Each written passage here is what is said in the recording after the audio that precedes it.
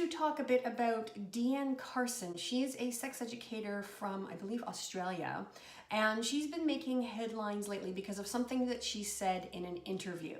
So like me, Deanne works primarily with families, helping them to, communicate and create, a healthy environment for their children to learn about their own sexuality.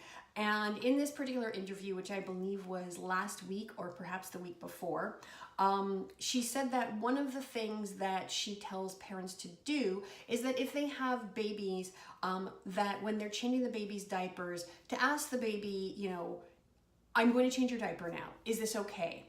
And then to, make eye contact, to pause, to really pay attention to, the baby's response, so that even from infancy, children get the message that their response and that their emotions matter.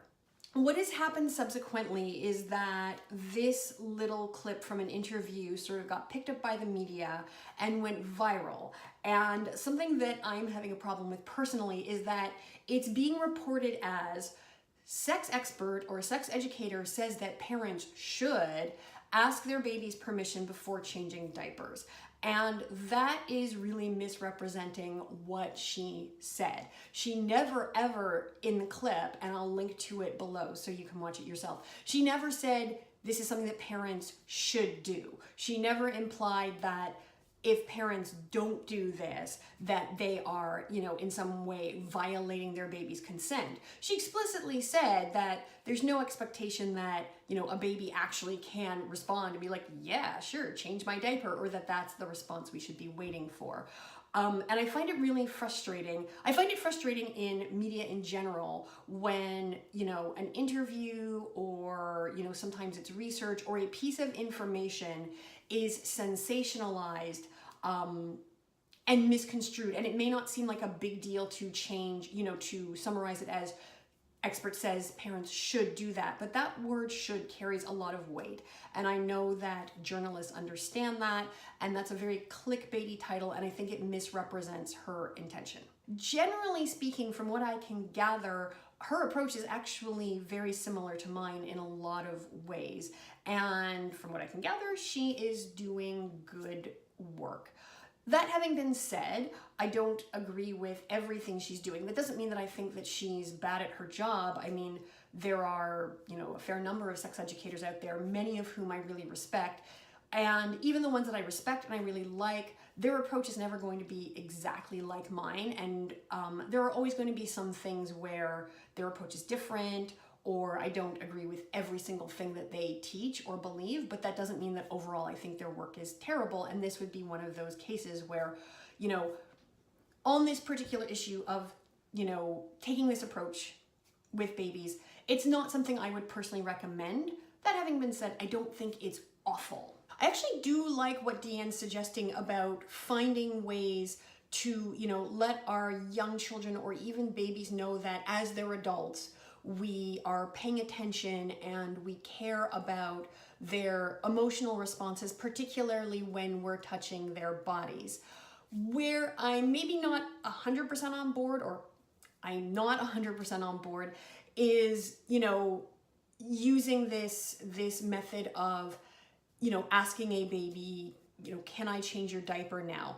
And the reason that I would be hesitant to suggest that as a way of teaching, young children consent or creating a consent culture in your home is that that is a situation where as a parent, you're going to make that decision for your baby. So, you can look at your baby and you can make eye contact and that's fine. And I think, for example, if your baby is smiling and happy, you can acknowledge that, say, oh, you're really happy today, help them build that vocabulary to talk about emotions. If they're crying or they seem angry, you can acknowledge that too. Oh my gosh, you're really not liking this. You're angry today. I also think those are ways to, again, help build vocabulary around talking about feelings. That is a part of being able to, consent and negotiate as we grow older.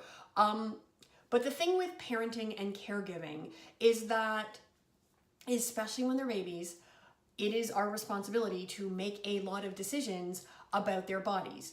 And we're going to make those decisions often regardless of how the baby feels.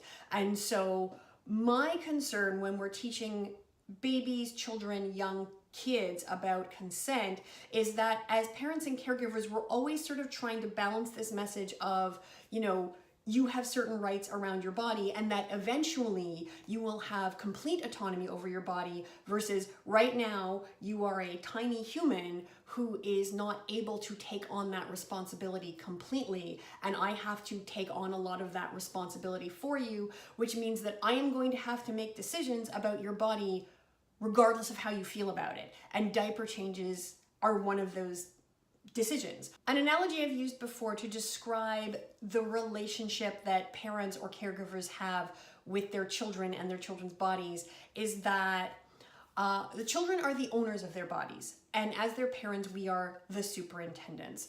And what I mean by that is that, of course, ultimately, our children own their bodies. And at some point when they are adults, they will, take on complete responsibility of their bodies.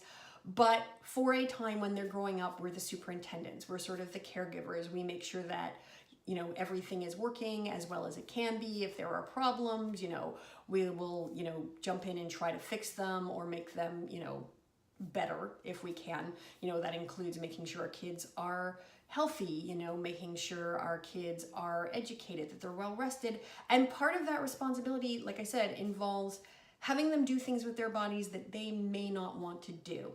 And the way I describe the process is that as they grow up, as parents, we transfer more and more and more of that responsibility and that choice to our kids. So, as babies, we're making almost all of their decisions for them in terms of their bodies. And gradually, as they get older, they can take on more and more and more of that decision making. And ideally, when they reach adulthood, assuming that they are developmentally capable of taking care of themselves, they will take care of themselves and make their own decisions about their own bodies. All of this to say that my approach to teaching kids about consent is not exactly the same as Deanne Carson's, but that does not mean that I think that she's some sort of crackpot or that she's terrible at her job. We just have slightly different approaches. And this whole conversation that we're having, culturally around consent is relatively new. Talking about consent, teaching consent, all of this is stuff that most of us don't have a ton of experience with. And certainly when we're talking in terms of, a broad cultural approach, like I said, this is stuff we're just now starting to do. And so what that means is that for those of us who are in this profession, as we are helping, families, youth, anybody kind of navigate and figure out, what is consent? How do we talk about it? How do we do that safely? How do we do that consistently? There are going to be different ideas floating around out there. We don't have this roadmap that we are working from. We're using our education and our experience to try and synthesize, different solutions to these, pretty deeply ingrained problems that we have. And so, different ideas are going to pop up. And it's fine if an idea pops up and you think, that's not for me, that's not going to work for me, that's not going to work for my kid.